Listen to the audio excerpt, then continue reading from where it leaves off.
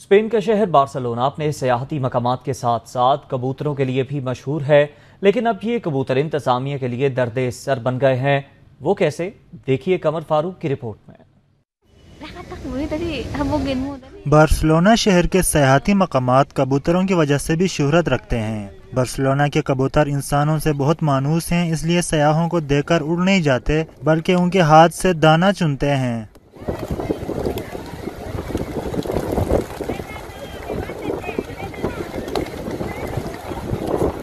ہاتھوں اور سر پر بیٹھتے ہیں اور انہیں محظوظ کرتے ہیں۔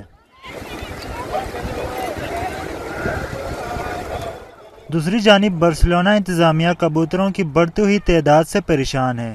ان کبوتروں کی وجہ سے انتظامیہ کو کئی مشکلات کا سامنا ہے۔ شہر میں گندگی بڑھ رہی ہے اور یہ کبوتر مختلف بیماریاں پھیلانے کا باعث بھی بنتے ہیں۔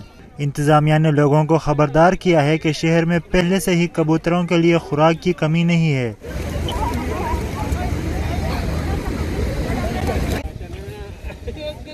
اس لیے کبوتروں کو دانہ ڈالنے سے پرہیز کیا جائے۔